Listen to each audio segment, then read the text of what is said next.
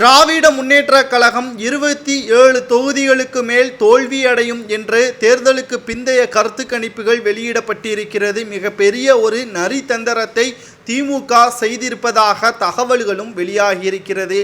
ஆனால் அனைத்திற்கும் முற்றுப்புள்ளி வைக்கும் விதமாக முதலில் ஓட்டு போட்ட இளைஞர்கள் மாற்றத்தை எதிர்கொள்ளும் விதமாக அவர்களது ஓட்டுப்பதிவும் நடைபெற்றிருக்கிறது. கடந்த தேர்தலை விட 2019 தேர்தலை விட இந்த முறை மிக மிக குறைந்த அளவு வாக்கு சதவீதம் பெற்றிருப்பதற்கு காரணம் என்ன என்று நாம் பார்க்கும் பொழுது, மக்கள் ஓட்டு போடுவதற்கு வரவில்லையா என்று நாம் பார்த்தால் நிச்சயமாக கிடையாது. கோவையை பொறுத்தளவிற்கு 870 நபர்கள் ஓட்டு போடுவதற்கான ஓட்டு அட்டை எடுத்து வரும்பொழுது அவர்களது பெயர் இடம்பெறவில்லை.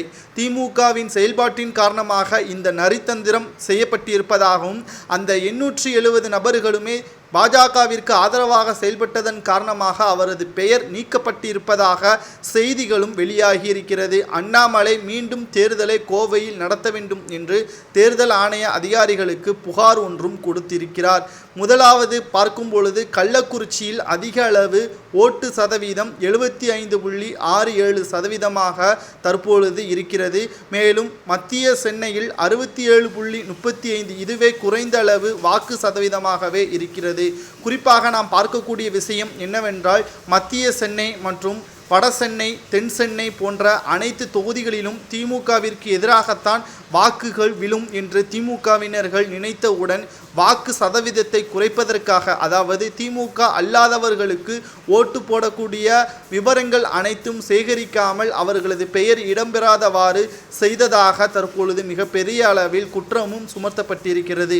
நீங்களே பாருங்கள், Chennai north 69.26%, Madurai 68.98%, Chennai south 67.82%, Chennai central 67.35% மட்டும்தான் வாக்குப்பதிவு முடிவுக்கு வந்திருக்கிறது. ஆனால் கடந்த முறையை விட இது ஒப்பிட்டு பார்க்கும் பொழுது மிக மிக குறைந்த அளவிற்குத்தான் ஓட்டுப்பதிவு செய்யப்பட்டிருப்பதாகவும், திமுக எங்கு தோல்வி அடைந்துவிடும் என்று மனதில் நினைத்து கொண்டுதான் இந்த சம்பவத்தை ஏற்படுத்தியிருக்கிறது திமுக என்றும் பாஜக மிகப்பெரிய அளவில் குற்ற சுமத்தப்பட்டிருக்கிறது. ஓட்டு மிஷினில் நீங்கள் புகார் என்று பல முறையும் கூறினீர்கள், அதற்கான நடவடிக்கைகளும் மேற்கொள்ளப்பட்டு வருகிறது. ஆனால் வாக்காளர்களது பெயர் இடம்பெறாதவாறு செய்யக்கூடிய வகையில் உங்களது தந்திரம் எப்படி பார்க்கப்படுகிறது? இது மிக மோசமான செயல்பாடுகள் என்றும், இதற்காகவே மக்கள் திமுகவை விரட்டியடிப்பார்கள் என்றும் அண்ணாமலை அவர்கள் கூறியுள்ளார். தேர்தலுக்கு பிறகு நடத்தப்பட்ட எக்ஸ் நிறுவனம் கருத்து கணிப்பின் அடிப்படையில்